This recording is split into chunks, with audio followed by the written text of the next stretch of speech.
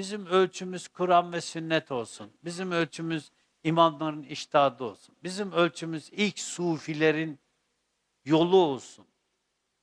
Bizim ölçümüz o olsun. Söylediklerimiz de öyle olsun, yaşantımız da öyle olsun. Bizim elimizden, dilimizden, gözümüzden, kulağımızdan kimseye zarar gelmesin. Herkes bizim dilimizden emin olsun. Herkes bizim elimizden emin olsun. Herkes bizden emin olsun. Ben bugün zikrullah'a gideceğim. Benden hiçbir şey talep etmeyecekler. Hiç kimse bana yan gözle bakmayacaklar. Ben bugün sohbete gideceğim. Bugün bizden hiçbir şey istenmeyecek.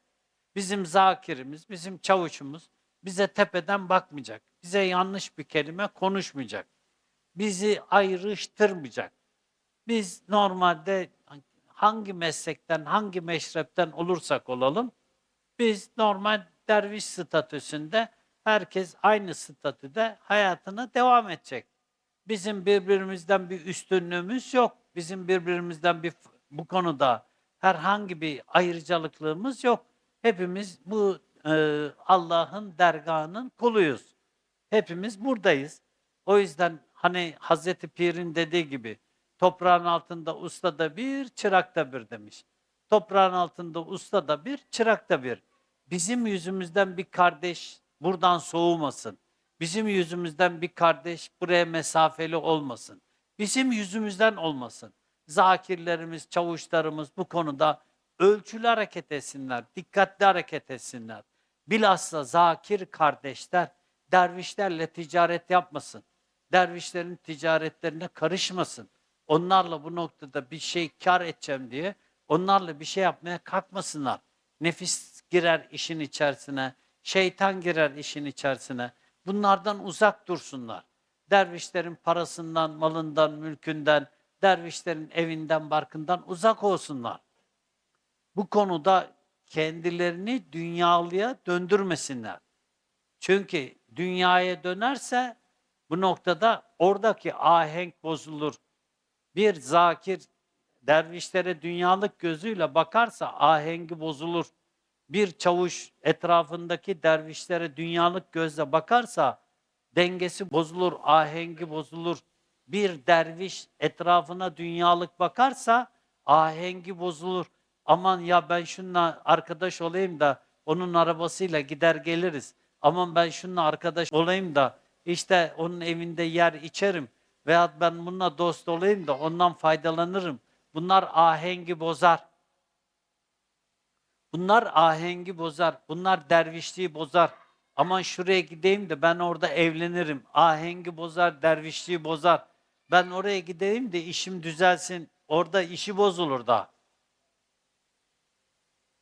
Ben böyle açık konuşuyorum. Derviş olunca işinizde, aşınızda, eşiniz de bozulabilir. Sıkıntı yaşayabilirsiniz. Bunun garantisi yok. Muhallebi yerken dişiniz kırılır. Bunun garantisi yok. Derviş olmak tabi olmaktır. Bazen bir arkadaşa bunu bırak diyorsun, bırakamıyor. Ne oldu? Hani derviştin sen? Bırak dediğimizde bırakacaksın, bırakmıyor. Veyahut da bunu şöyle yap dediğinde yapamıyor. Bunu yapma dediğimizde yapıyor gene. Hani dervişlikti bu? Yap dediğinde yapacaktın ya, at dediğinde atacaktın ya. Yapamadın da atamadın da. Nerede kaldı dervişlik? Kalmadı. Gitme diyorsun gidiyor. Konuşma diyorsun konuşuyor. Nerede kaldı dervişlik? Kalmadı. Burası lay lay lom yeri değil. Sana yapma dediklerinde yaparsan ben açık açık söylüyorum. Oraya yazarım diyorum. Konuşma dediğimde konuşuyorsan yazarım oraya. O disiplini bozmayacaksın. Bırak dediğinde bırakacaksın. Bırakmıyorsan senin dervişlik yolunda bayağı yol alacaksın da. Disiplini bozuyorsun. Anlatırken kolay geliyor size herhalde. Kapalı çarşıda lokanta var. Saat 2:30 deyince ekmek bile kalmıyor. Dedim efendim isteyen var satabilir miyim dedim.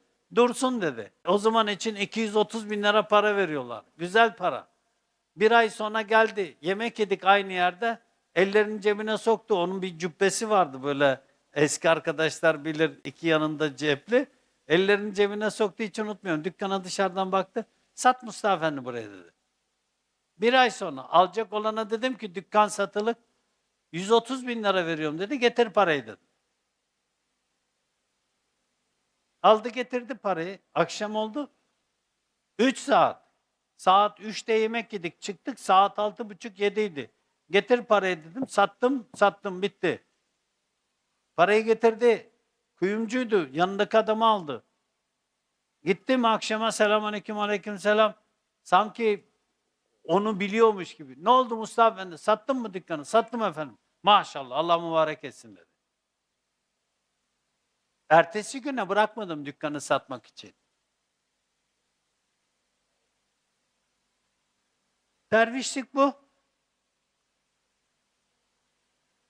Bazen anlatıyorum ya, Konya'ya kadar gittik. Audi 80 ne güzel, gümrükten çıkarmışım. Pırıl pırıl araba. Ha Efendi'yi onunla gezdireceğim. Öyle torpidoya vurdu. Audi sana teşekkür ediyoruz. Buraya kadar getirdin bizi dedi. Ben şoför koltuğundayım.